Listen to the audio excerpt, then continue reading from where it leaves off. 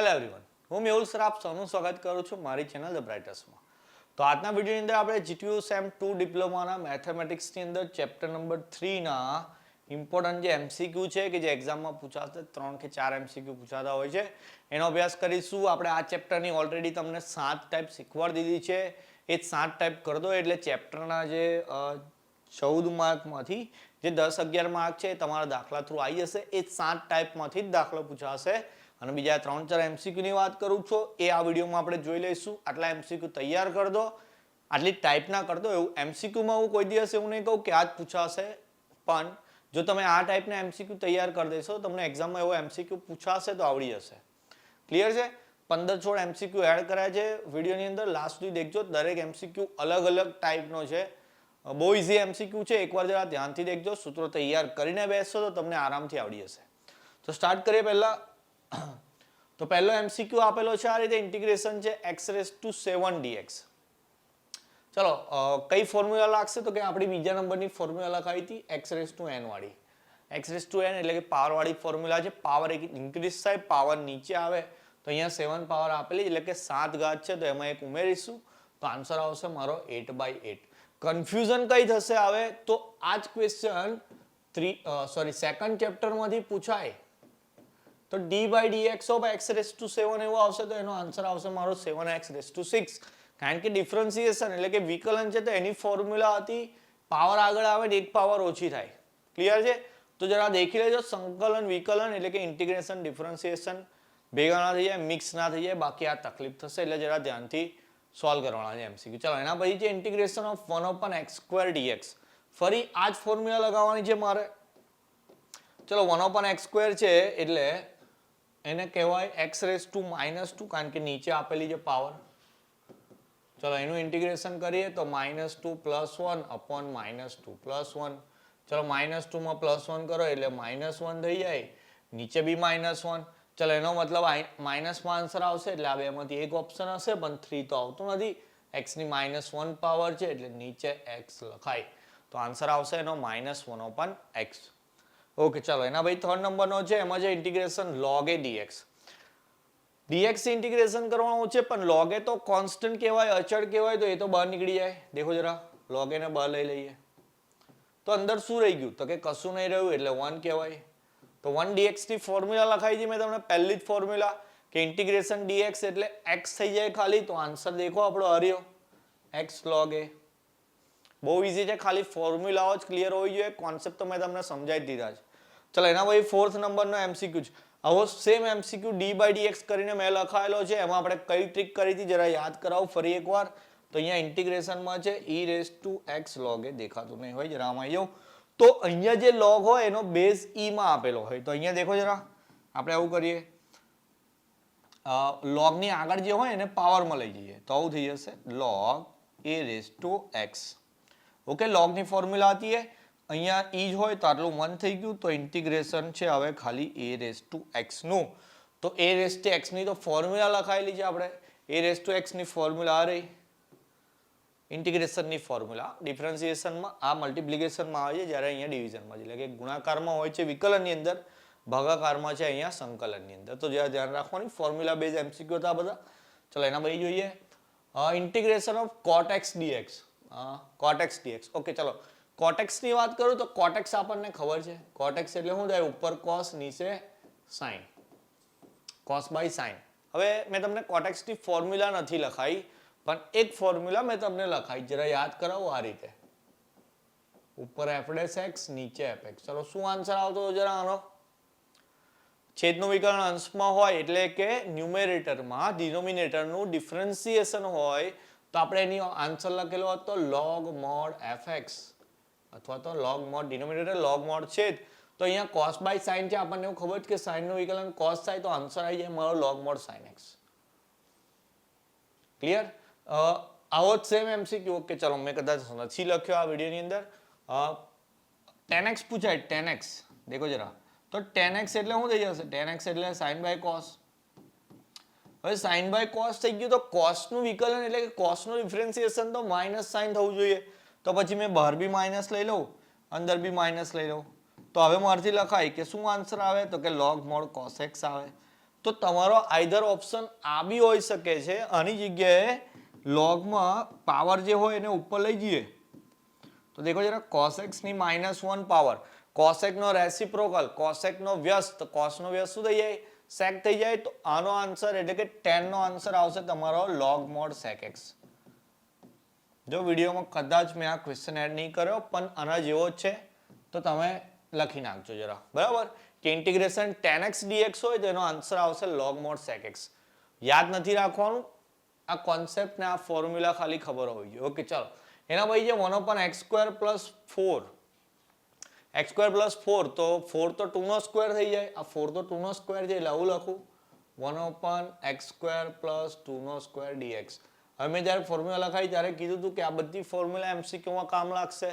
તો આ જે ફોર્મ્યુલા છે આપણી આ ફોર્મ્યુલા છે 1/x² + a² dx. ફોર્મ્યુલા હતી 1/a tan inverse x/a. Okay, તો 1/a ની વાત કરું તો પછી અહીંયા a² છે જ્યારે અહીંયા 2 નો સ્ક્વેર છે એનો મતલબ ક્લિયર કે a ની વેલ્યુ કેટલી થઈ ગઈ 2 થઈ ગઈ. ફોર્મ્યુલા મેં અહીં બોલ્યો 1/a tan inverse x/a.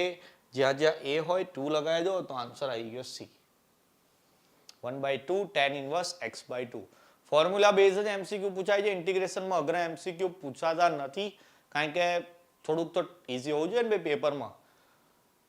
તો પછી ખાલી ફોર્મ્યુલા યાદ રાખવાની છે ને એમાં વેલ્યુ પુટ કરવાની. તો અહીંયા દેખો જરા 1/1 + x² dx, તો એ તો ડાયરેક્ટ ફોર્મ્યુલા છે tan inverse x ની, કારણ કે d/dx tan inverse x બી તૈયાર કરેલું છે આપણે કે એનો આન્સર 1/1 + x² આવે. ઓકે ચલો, 8મો છે sin² x + cos² x dx. આ તો આપણે વિકલનમાં બી લખ્યું હતું ભાઈ, ડિફરન્સિએશનમાં. જો ડિફરન્સિએશનમાં ભાઈ થોડું મેં તમને રિવાઇઝ કરાવતો જાઉં છું. તો ડિફરન્સિએશનમાં sin² x + cos² x હતું તો મેં ડાયરેક્ટ આન્સર નતો લખાયો. મેં તમને એવું કીધું હતું કે sin² + cos² શું થઈ જાય 1 થઈ જાય અને 1 નું ડિફરન્સિએશન 0 થઈ જાય. તો પછી 0 નથી પકડવાનો, ખાલી આ વસ્તુ યાદ રાખવાની કે sin² x + cos² x હોય તો 1 થઈ જાય. તો દેખો જરા ઇન્ટિગ્રેશન ખાલી 1 નું જ કરવાનું છે ને 1 નું થઈ જાય x. ખબર પડી? બેઝિક કોન્સેપ્ટ હતો કારણ કે sin² + cos² 1 થઈ જાય એટલું યાદ રાખવાનું હતું. તો આ 1 થઈ ગયું તો 1 નું ઇન્ટિગ્રેશન x થઈ જાય. પહેલી જ ફોર્મ્યુલા હતી આપણી. ઓકે ચાલો, પછી sin x ની ફોર્મ્યુલા, ભાઈ sin x ની તો ખબર છે આપણને, sin x નું તો -cos x થઈ જાય. Integration -cos x, differentiation +cos x. Confusion થવાની જ છે 100%, પણ જેટલી પ્રેક્ટિસ કરશો, જેટલી ફોર્મ્યુલા રિવાઇઝ કરતા રહેશો તો આ પ્રોબ્લેમ નહીં થાય. બાકી પછી અહીં ચોપડી મૂકીને પછી એમ જ જોઈને દાખલા ગણવા પડશે, એવું કરવું પડશે, બરાબર. આપણે એવું નહીં કહેવાનું, ફોર્મ્યુલા મોડે કરી દઈએ. ચાલો cos x ની ફોર્મ્યુલા જોઈ લઈએ. cos x ની ફોર્મ્યુલા તો sin x થઈ જાય છે. એના પછીના આ તો 10મા સુધી મતલબ બધા ફોર્મ્યુલા બેઝ MCQ હતા. 11માંથી ડિફાઇનાઇટ ઇન્ટિગ્રલ એટલે કે નિયત સંકલન જે આપણું લિમિટ વાળું છે એના MCQ છે. પહેલો છે ઇન્ટિગ્રેશન 0 to 1 x નું ઇન્ટિગ્રેશન કરવાનું છે, બહુ ઈઝી છે, આપણને આવડે છે. શું કરીશું આપણે સૌથી પહેલા x નું ઇન્ટિગ્રેશન, x ની 1 પાવર કહેવાય તો આપણે એનું ઇન્ટિગ્રેશન કરી દઈએ x²/2. ચાલો લિમિટ આપી છે 0 થી 1, અપર લિમિટ લગાવી દો 1/2, લોઅર લિમિટ તો 0 છે, 1/2 1, આન્સર 1/2. ઓકે ચલો નેક્સ્ટ, એના જેવા જ છે બીજા e⁻x dx નું ઇન્ટિગ્રેશન કહું છે, એની બી લિમિટ આપી છે તો e⁻x નું તો e⁻x જ થઈ જાય.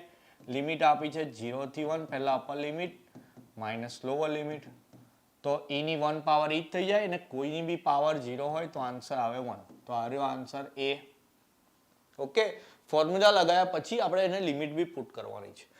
13માં બી એવું જ છે, જરા દેખો dx/x છે એને 1/x dx બી કહેવાય. ઓકે, 1/x dx બી કહેવાય. તો 1/x નું આપણને ખબર છે log x થઈ જશે ઇન્ટિગ્રેશન. લિમિટ આપી છે 1 થી, ચલો લિમિટ પુટ કરી દો. x ની જગ્યાએ e માઇનસ x ની જગ્યાએ 1, log 1 તો 0 થઈ જાય અને અહીંયા બેઝમાં e જ હોય છે હંમેશા, તો પછી log e base e 1 અને log 1 0. લો આન્સર થઈ ગયો. ભાઈ પહેલા સ્ટેપનું જે log છે એ બી થોડું આવે જરા, તો એ બી યાદ હોવું જોઈએ તમને. એના પછી છે ઇન્ટિગ્રેશન -1 to 1 x³ dx. હવે જો બે રીતે સોલ્વ કરાય છે આને, મેં તમને જે રીત શીખવાડી તમે એ રીતે બી સોલ્વ કરી શકો છો કે x ની 3 પાવર છે એટલે તમે પહેલા એને x⁴/4 કરી દો. લિમિટ આપી છે તમને -1 થી 1, ચલો પહેલા અપર લિમિટ તો 1⁴/4, વચ્ચે -1⁴/4, તો 1 ની 4 પાવર 1 થઈ જાય, -1 ની 4 પાવર બી 1 થઈ જાય. ભલે માઇનસ છે પણ પાવર તો ઇવન છે, બે કી પાવર છે 0 થઈ જાય આન્સર 1/4 -1/4. બીજી ટ્રીકની હું વાત કરતો હતો, પડ્યું એવું લાગે છે આંખમાં. ઓકે ચાલો, હું ટ્રીકની વાત કરતો હતો. એ ટ્રીક એવી હતી કે જ્યારે આ બંને લિમિટ સેમ હોય, પ્લસ માઇનસની વાત કરું છું, અહીંયા -1 છે, અહીંયા +1, પણ બંને 1 છે, તો આ બંને લિમિટ સેમ હોય અને પાવરમાં ઓડ પાવર હોય, ગુજરાતીમાં એને કહીએ આપણે અયુગ્મ ઘાત હોય ઓડ, તો એનો આન્સર 0 થઈ જાય. તમે ડાયરેક્ટ એને લખી શકો 0.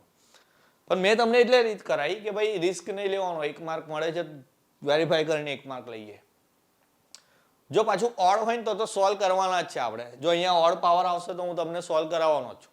તો પછી ઇવન માટે ઇવન પાવર હશે તો સોલ્વ કરવાના જ છે, તો પછી ઓડ માટે બી કરી જ લઈએ ને આપણે. જો ઇવન વાળો બી કરાવું, આ રહ્યો ચલો x⁻6 વાળો, ઉપર વાળો તો 1 પાવર છે, એનો આન્સર બી 0 જ થઈ જશે, પણ એને બી ગણીને બતાવી દઉં. ચલો અહીંયા x ની કેટલી પાવર આપેલી છે, કશું નહીં, એટલે 1 આપી છે, તો એનું ઇન્ટિગ્રેશન થઈ જાય x²/2, લિમિટ લગાવી દો -2 2. ઓકે ચલો, પહેલા અપર લિમિટ 2²/2, લોઅર લિમિટ -2²/2, 2² 4/2, -2² બી 4/2, આન્સર આવી ગયો 0. તો અહીંયા બી જે 1 પાવર હતી એ ઓડ પાવર હતી, એટલે આન્સર એનો 0 આવી ગયો. પણ ઇવનમાં એવું 0 નથી થતું, તો અહીંયા ઇન્ટિગ્રેશન કરું, 6 પાવર છે એટલે 7/7 આવશે, લિમિટ લગાવીએ, અહીંયા -1, અહીંયા 1. ચલો એટલે પહેલા 1⁻7/7, પછી -1⁻7/7. ઓકે ચલો, હવે -1 ની 7 પાવર કરો તો આન્સર -1 આવે. કેમ? તો કે ઓડ પાવર છે એટલે. ચલો એટલે પહેલું 1/7, પછી -1/7. ચલો માઇનસ પ્લસ થઈ જશે, તો 1/7 પ્લસ 1/7 એટલે આન્સર કેટલો? 2/7. કઈ ગયો આન્સર? આ રહ્યો.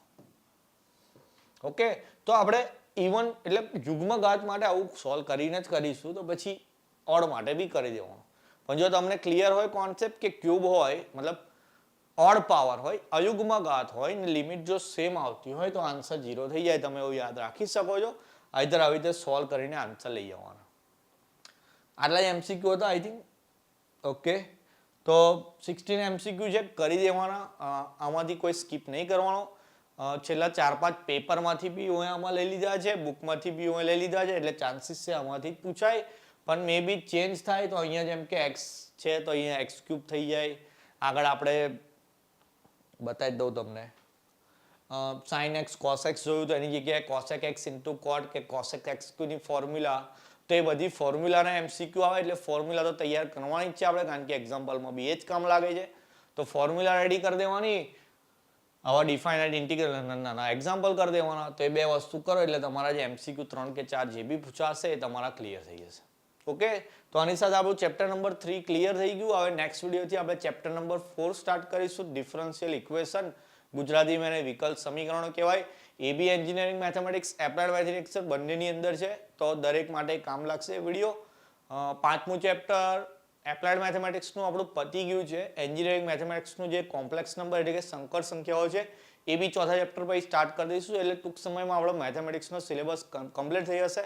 પણ ત્યાં સુધી તમારે ચેપ્ટર 1, 2, 3 ક્લિયર કરી દેવાનું. કોઈ બી જગ્યાએ અટક્યા હોય કોમેન્ટ સેક્શનમાં નાખો, કાં તો ટેલિગ્રામ પર જઈને મેસેજ કરો તમે, આપણે તમારી બધી ક્વેરી સોલ્વ કરી દઈશું. બરાબર, જેટલું કીધું છે એટલું તૈયાર કરી દેવાનું. તમારું ધ્યાન રાખવાનું. જય હિન્દ, જય ભારત.